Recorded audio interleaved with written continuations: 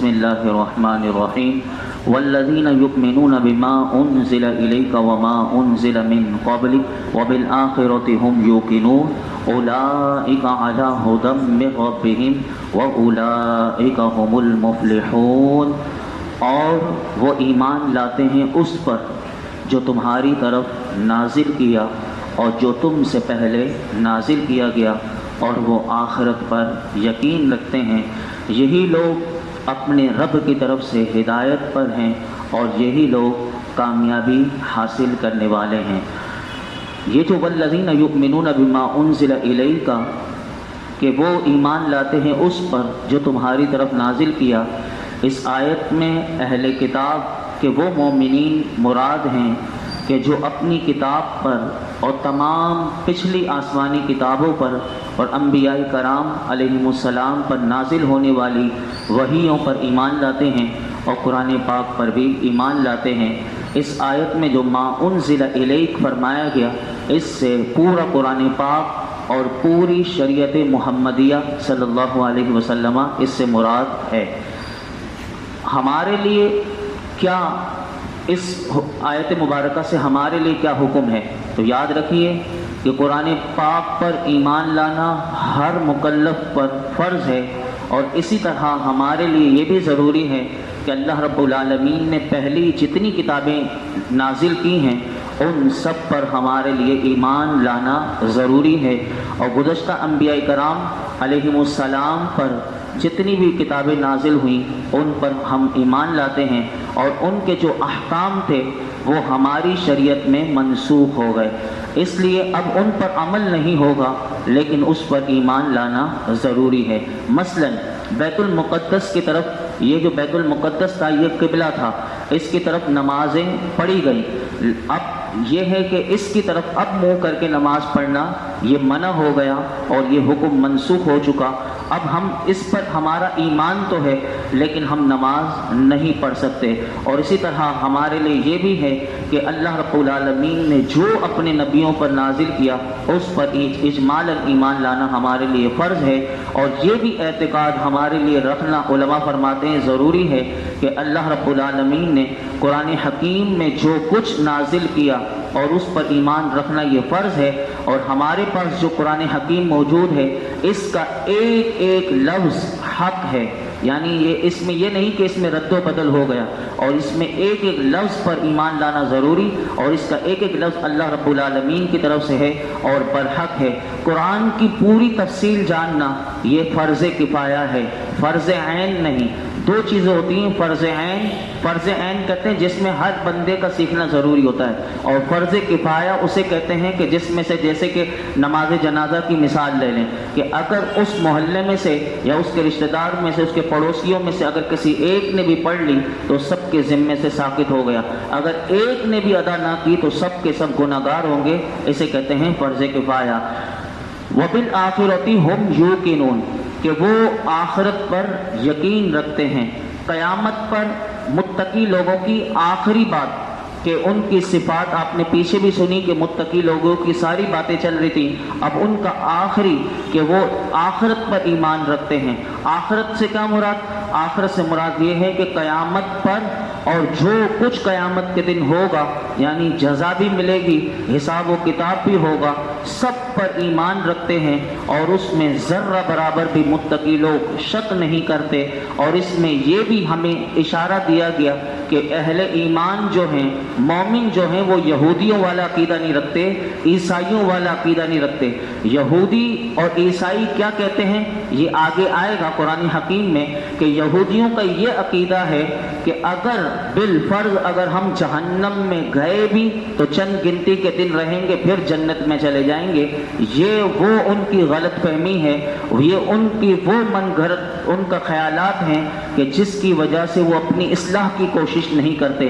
آج ہمارے یہاں مومن میں یہ بھی ہے کہ کئی لوگ یہ سمجھتے ہیں کہ اگر ہم نے کسی کا دامن تھام لیا، جیسے کسی پیر صاحب کا، تو اب یہ پیر صاحب ہمیں بچا لیں گے، اب ہمیں عمل کرنے کی ضرورت نہیں۔ اسی لیے بعض لوگ نمازیں چھوڑ دیتے ہیں اور یہ سمجھتے ہیں کہ قیامت کے دن تو بس ان کے دامن سے ہم وابستہ ہو گئے۔ تو یہ چیزیں یہی قرآن ہمیں سکھا رہا ہے۔ متقی لوگ جو ہیں ان کا یہ خیال ہے کہ قیامت کے دن سب کو حساب دینا ہے اور اللہ کی بارگاہ میں کھڑا ہونا ہے، یہ بات ہمیں بتائی گئی۔ اور یہ بھی عیسائی یہ بھی کہتے تھے کہ جنت بنی ہمارے لیے عیسائی، تو ہم جنت کے مستحق ہیں۔ تو یہ قرآن پھر انہیں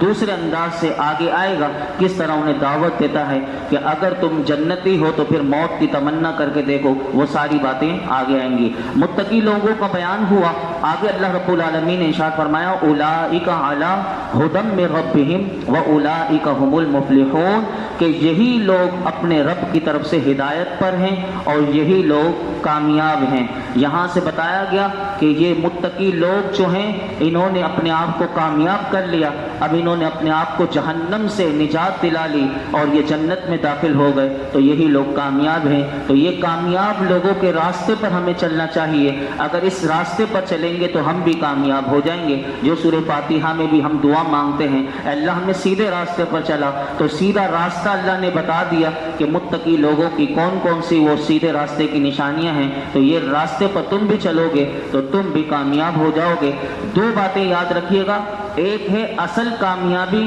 اصل فلاح، اور ایک ہے مکمل کامیابی۔ مسلمان ہونا اور ایمان لانا یہ ہے اصل کامیابی۔ اگر کسی کا ایمان ہے اور ایمان پر ہی خاتمہ ہے، وہ کتنا ہی گناہگار کیوں نہ ہو، تو اسے اگر اللہ چاہے گا تو سزا دے گا، لیکن اگر اس کا ایمان پر خاتمہ ہوا ہے تو وہ یقیناً جنت میں چند عرصہ رہنے کے بعد یہ مومن ضرور جائے گا، جو گناہگار ہے وہ جنت میں ضرور جائے گا۔ اور مکمل کامیابی یعنی کامل فلاح کون ہے؟ وہ یہی لوگ جو متقی یعنی انبیاء، صدیقین، شہداء، صالحین، یہ مکمل کامیابی ان لوگوں کو حاصل ہو گئی۔ اب جو دو آیتیں آئیں گی یہ مکمل کافروں کے بارے میں آئیں گی، اس کے بعد جو 13 آیتیں آئیں گی وہ منافقوں کے بارے میں۔ کیونکہ ہمارا وقت ہمارے پاس 10 منٹ ہیں تو یہ دو آیتیں میں آپ کے سامنے رکھ دوں جو کافروں کی ہیں۔ ان الذین کفروا سواء علیہم اانذرتہم ام لم تنذرہم لا یؤمنون، کہ بے شک وہ جن کی قسمت میں کفر ہے انہیں برابر ہے، چاہے تم انہیں ڈراؤ یا نہ ڈراؤ وہ ایمان لانے کے نہیں۔ یہاں پر اللہ رب العالمین نے ان لوگوں کے بارے میں بتایا کہ جو ابو جہل تھا اور ابو لہب تھے، ان کے ایمان کے بارے میں بتایا گیا کہ محبوب کہ جن کی قسمت میں کفر ہے جیسے ابو جہل اور ابو لہب، یہ ان کے لیے برابر ہے کہ آپ انہیں ڈرائیں یا نہ ڈرائیں، یہ ایمان نہیں لائیں گے، کیونکہ اللہ رب العالمین کو پہلے سے معلوم ہے کہ یہ لوگ ازلی کافر ہیں اور یہ ایمان سے محروم رہیں گے۔ یہاں پر ہمارے لیے کیا ضروری ہے؟ کل میں نے آپ کے سامنے ایمان کی تعریف رکھی تھی، ایمان اور کفر کی ہمیں تعریف یاد ہونی چاہیے۔ ایمان کی تعریف میں ریپیٹ کر دیتا ہوں کہ ایمان کی تعریف یہ تھی کہ بندہ سچے دل سے ان تمام باتوں کی تصدیق کرے کہ جو ضروریات دین میں داخل ہوں۔ یہ آسان تعریف ہے، بندہ سچے دل سے ان تمام باتوں کی تصدیق کرے جو ضروریات دین میں داخل ہوں۔ اور کفر کی تعریف کیا ہے وہ بھی یاد رکھیے گا۔ کفر کہتے ہیں ضروریات دین میں سے کسی چیز کا انکار کرنا، اسے ہلکا جاننا یعنی اسے حقارت سے دیکھنا، یا اس کے ساتھ استہزاء کرنا یعنی مذاق کرنا، یہ کفر ہے، یہ کفر کی تعریف ہے۔ اب آپ کہیں گے یہ ضروریات دین کیا ہے، جو ایمان کی تعریف میں بھی آئی اور کفر کی تعریف میں بھی یہ ضروریات دین۔ تو یاد رکھیے ضروریات دین سے مراد یہ ہے کہ اسلام کے وہ احکام کہ جن کو ہر خاص اور عام جانتا ہو، جیسے اللہ تعالیٰ واحد ہے یعنی اللہ ایک ہے، یہ ضروریات دین میں ہے۔ نمبر 2، اللہ تعالیٰ نے اپنے نبیوں کو نبوت عطا کی، یہ ہم سب ہر خاص و عام جانتے ہیں، یہ ضروریات دین میں۔ اسی طرح نماز، روزے، حج، جنت، دوزخ، قیامت میں اٹھایا جائے گا اور بے شمار کے پھر وہاں پر حساب کتاب ہوگا، اسے کہتے ہیں ضروریات دین۔ اب آپ کو سمجھ میں آ گئی تعریف؟ تو ضروریات دین میں اگر کوئی یعنی کوئی جنت کا مذاق اڑائے، کوئی دوزخ کا مذاق اڑائے، کوئی انبیاء کا مذاق اڑائے، یا کوئی اللہ وحدہ لا شریک کا شریک کرے، تو اگر اس میں کسی نے انکار کیا، استہزاء کیا، مذاق اڑایا تو بھی کفر کیا، اور اگر ان تمام باتوں پر اس نے سچے دل پر تصدیق سے کیا تو وہ مومن ہے، اسے کہتے ہیں اس کے پاس ایمان ہے۔ اسی طرح یاد رکھیے گا عوام سے کیا مراد ہے. یہ جو تعریف میں کہا گیا کہ ہر خاص و عام جانتے ہوں، عوام سے مراد یہ ہے کہ جو علماء میں شمار نہ ہوتے ہوں لیکن علماء کی بارگاہ میں بیٹھتے ہوں اور ان سے علم دین سیکھتے ہوں، مسائل کا علم حاصل کرتے ہوں. اگر وہ لوگ کہ جو دور دراز جنگلوں میں رہتے ہوں، جن کو کوئی عالم سکھانے والا نہ ہو، اگر وہ بھی یہ سمجھے کہ ہم مذاق اڑا لیں گے تو ہمارا کفر نہیں ہوگا، تو یاد رکھیے گا جس تک اگر یہ پیغام بھی نہ پہنچا ہو اور تو وہ بھی اگر اس سے ناواقف بھی ہو تو وہ بھی اگر اس کا مذاق اڑائے گا تو وہ بھی کفر کرے گا اور کافر ہو جائے گا. تو یہ باتیں ہمیں بتائی گئیں. اسی طرح دوسری بات اس آیت مبارکہ کے ضمن میں یہ ہے کہ تبلیغ جب کافر ہی رہے گا تو اسے تبلیغ کیوں کی جائے، اسے کیوں،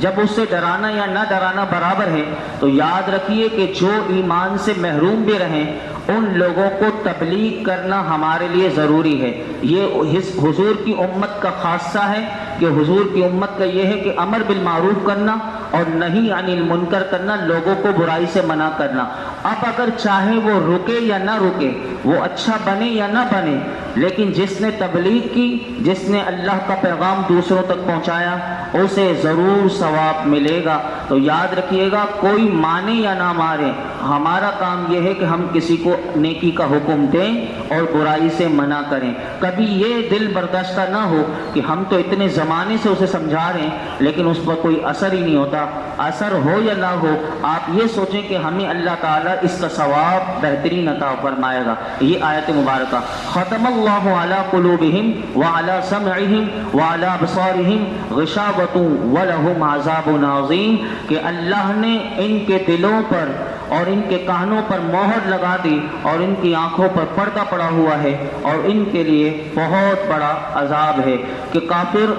کافروں کے بارے میں بتایا گیا کہ جو لوگ ایمان سے اپنے آپ کو محروم رکھتے ہیں تو ان کی سزا یہ ہے. اور یہاں پر یہ بات کوئی اگر کسی کے ذہن میں وسوسہ آ سکتا ہے کہ جب اللہ نے ان کے دلوں پر مہر ہی لگا دی، ان کی آنکھوں پر پردہ ہے، ان کے کان بند ہے، تو پھر